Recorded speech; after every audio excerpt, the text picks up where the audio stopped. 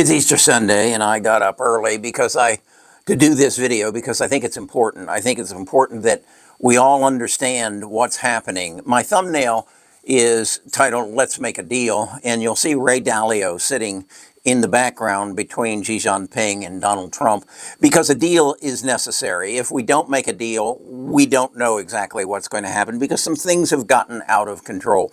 Let me show you this chart here. This is a chart showing the growth of the gross national product of China compared to the United States. And you can see it goes back to '05, and there was a huge disparity in the size of the GDP, gross domestic product, between the U.S. and China. And then, as you can see, as it gets to 2025, they're closing in on us, and it's projected in 2030 they will surpass us. The U.S., China will surpass, and then by 2035, they'll basically leave us in the dust. And this is what Ray Dalio is talking about, that if we don't do something about this, the dynamic of the world power, the world superpower, which was basically decided back in the 1943 when the Allies got together and said, we got to make sure this never happens again. And they created the alliance, and which came into the United Nations and the whole thing. But this chart here is what's scaring the living bejesus out of everybody, because the world power is going to change. And we're seeing some evidence of this as the security around the U.S. dollar is diminishing, and there are people who look at this and say the world currency may be the yuan in 2035 if we don't do something about it. And Ray does an excellent job of explaining that what really is creating this problem is our growing debt, which is now up to, look on here, it's up to, $36.7 trillion. And I'm showing you here the global chart of debt. And as you can see that China's is about 16 trillion. But then go beyond that and compare it to our GDP, we're showing at 29.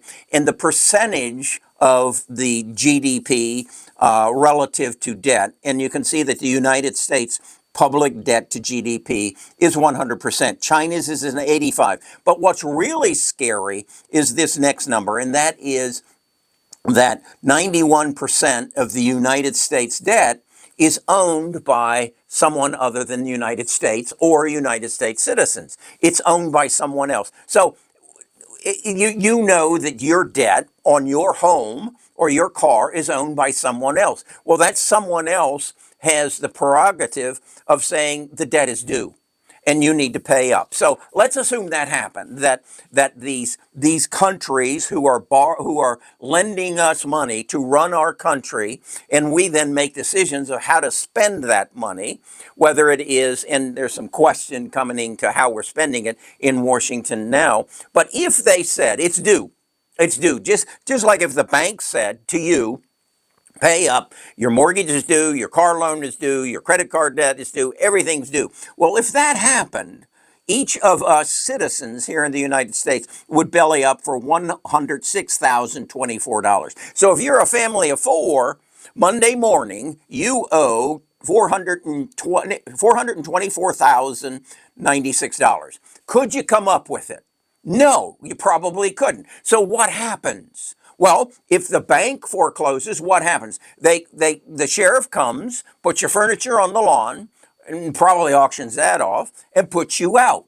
Well, then who takes your house? Whoever the bank wants to have it. Well, let's now transfer that to the United States or to our debt. And if, in fact, what we say, 91% of that debt, your house, is owned by someone other than a United States citizen, well, what are they going to do? And who is the largest debtor? It's China. So what is China going to do when they close the doors and say, it's all due, Carrie, get out of your house, leave your cars in the garage, goodbye.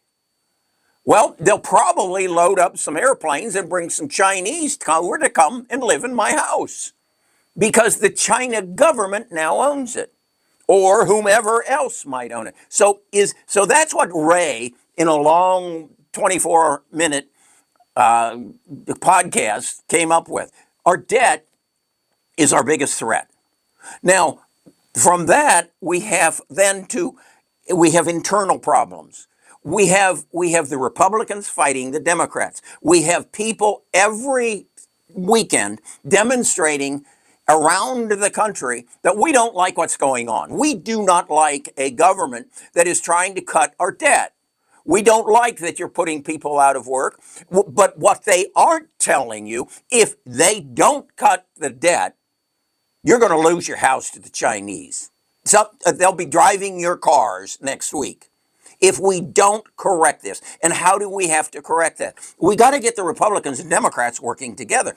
If you have a family that is not working together to solve the problem will not get solved.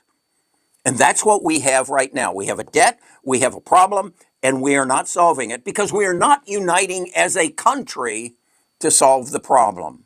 So then we have the international element of it saying, that country, those US, they are so screwed up, their debt's out of control, they're spending money like they're a drunk on payday. So to the world right now, we look very vulnerable. And that's why they aren't buying our debt, and the 10-year note is going up in interest rate because in order to attract people to our debt, we have to pay them more in interest to give us the money to cover our debt.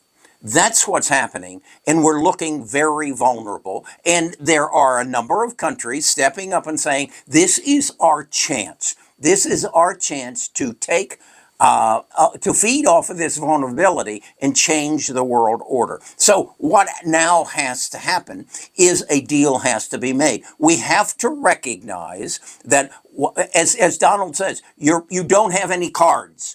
Well, our cards are all wrapped around AI and semiconductors. You might have noticed, I believe it was just last week, NVIDIA took I think it was a $9 billion write-down on semiconductors. What was that all about? They had made some semiconductors that were going to be shipped to China, not the latest semiconductor, but something less, and no one else wants it other than China. But the government said, you can't sell it to China. There's our chip.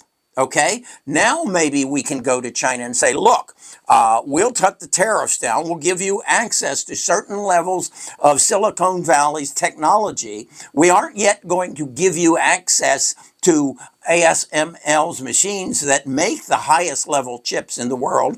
That's another chip that we can play. That's how we make the deal. We put them in a position where they have to pay us for something that we want while we still pay them for Nike shoes and for cell phones and electronics, but they are buying from us. Now, the other issue that has to be taken off the table is fear. I fear you're going to kill me. Okay? I fear that you're going to launch missiles, you're going to build your military, and your can be either the United States or China. We both fear each other. But if we would make a deal, much as we made a deal with Russia and numerous countries about the nuclear weapons, if we make a deal to cut the cost out of feeding and keeping a military supplied and a defense machine, maybe that's another opportunity for us to reduce our debt, for China to reduce its debt, and maybe we come together and say, we'll create one military that defends us against anybody who is an adversary. Might that be North Korea? Might that be Russia? I don't know. Maybe if the deal's good enough, maybe if we start buying more vodka and caviar from Russia, they'll say, hey, let us in on the deal. We've got something you need. You need fertilizer. We're good at fertilizer. And oh, by the way, we'll stop this war in Ukraine. Let's make a deal. Think of it again. If it's a family, everybody's got to work together to make the problem go away. Now, with all that being said, where do you invest? As Ray said, this happens once about every 10 years. And as a result of it, it creates fear in the market and the market pulls back. But once the problem is solved, the market soars to new heights. Look at this chart of the S&P 500 on an annual basis. You can see we stalled out. We've stalled out because we don't know what's going to happen next. But if we can put this issue behind us and get it settled, make a deal, you can see where the market's going. It's going to follow in the path it is created since the last introduction of major technology, and that was the internet back in 1989. The future is bright. Now, the question that nobody's answering for you that you want to know, what do you invest in? You invest in the infrastructure. You invest in data centers. You invest in the people who are going to deliver you the element that's going to change your world, just like the internet did, AI will. I did a video yesterday where I explained that my AI agent is opening doors to this 80-year-old man that he never dreamed were possible. It's going to happen for you as well. Go to my tell sheet. It's free for 14 days. Look at the stocks. Click on the links that give you access to their financials. It's called Financial Health. Then click on the thing that says briefing. It's a condensed version. Then click on the thing that says deep dive. That's a podcast that Bart and Samantha have made. Those are my two AI agents. So that you know what you're buying. So you know where these companies fit into the investment opportunity of your lifetime, which is today. Once this problem gets settled, and trust me, it will get settled. It has to, if the world is going to go on. If it doesn't, it's the same thing if the coronavirus doesn't get solved. We're all dead anyway. Let's talk more about that in the future.